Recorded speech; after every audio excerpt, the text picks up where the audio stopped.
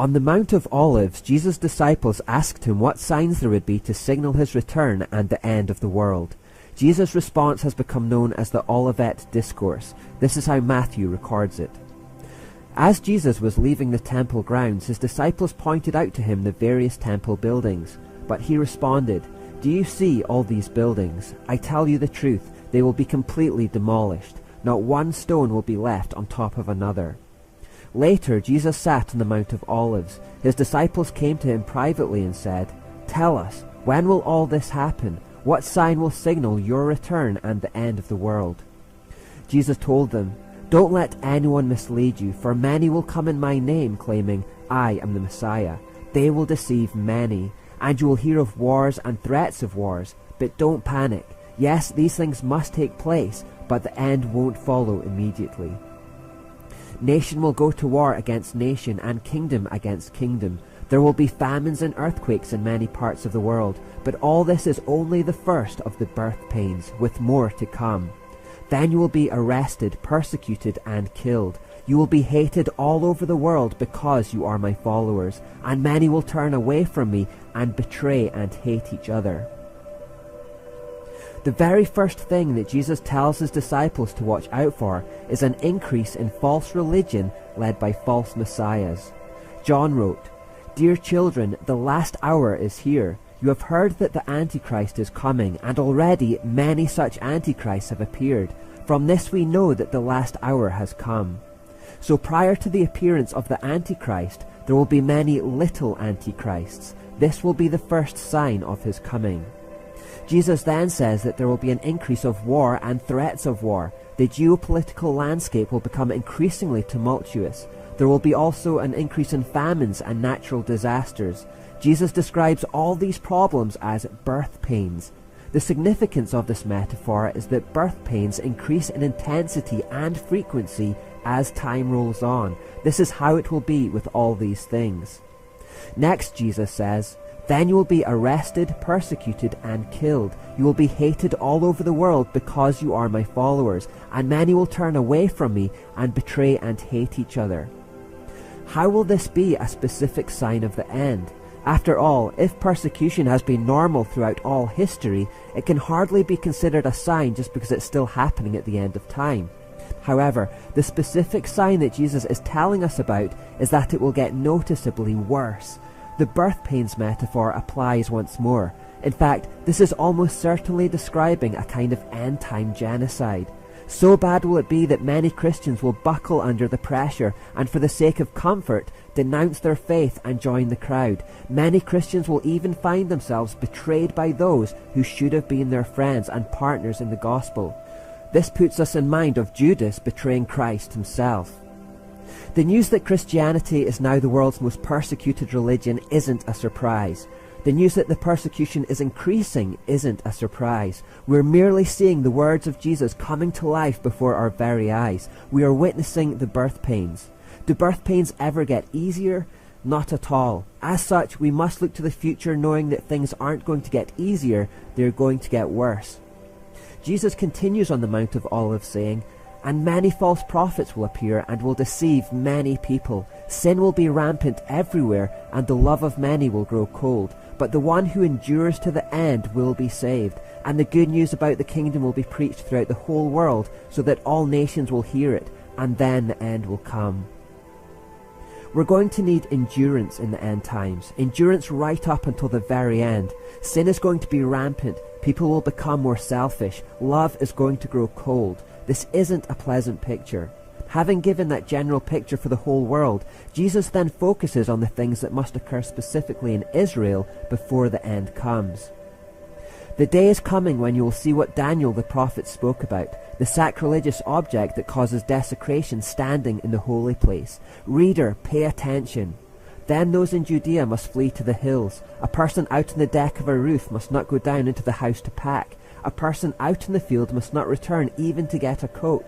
How terrible it will be for pregnant women and for nursing mothers in those days.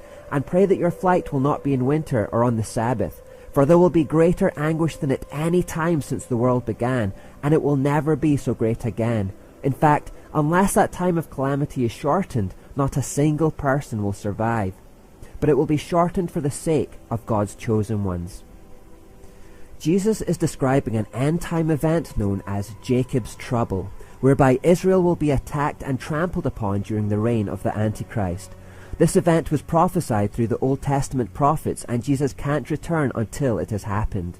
The Old Testament prophet Daniel especially was given a lot of insight on this issue. He was told that the Antichrist would raise up an idolatrous statue on Temple Mount, and that would be their cue to flee to the wilderness. Those who don't escape would be persecuted severely and killed. Jeremiah also prophesied about this day when he said, "I hear cries of fear, there is terror and no peace." Now let me ask you a question. Do men give birth to babies? Then why do they stand there ashen-faced, hands pressed against their sides like a woman in labor? In all history, there has never been such a time of terror. It will be a time of trouble for my people Israel. God tells Israel that their allies will desert them at this time. All your lovers, your allies, have left you and do not care about you anymore. Paul wrote to the Thessalonians about this time as well, saying, "When people are saying everything is peaceful and secure, then disaster will fall on them as suddenly as a pregnant woman's labor pains begin, and there will be no escape." Notice how every single one of these verses about the end times, and specifically Israel's trouble, mentions birth pains. This is not coincidence. Things are going to get worse. Jesus continues with more information, saying, "Then if anyone tells you, 'Look, here is the Messiah,' or 'There he is,' don't believe it, for false messiahs and false prophets will rise up and perform great signs and wonders so as to deceive, if possible, even God's chosen ones. See, I have warned you about this ahead of time. So if someone tells you, 'Look, the Messiah is out in the desert,' don't bother to go and look. Or 'Look, he is hiding here,' don't believe it. For as the lightning flashes in the east and shines to the west, so it will be when the Son of Man comes. Just as the gathering of vultures shows there is a carcass nearby, so these signs indicate that the end is near." For a third time here, Jesus warns us against the deception of false religion. Clearly this is something he is very keen to stress. He tells us that when he returns, there won't be any doubt about it. The whole sky will light up like a flash of lightning to herald his return. Jesus then gives us a very important reference point. He says, "Immediately after the anguish of those days, the sun will be darkened, the moon will give no light, the stars will fall from the sky, and the powers in the heavens will be shaken. And then at last, the sign that the Son of Man is coming will appear in the heavens, and there will be deep mourning among all the peoples of the earth.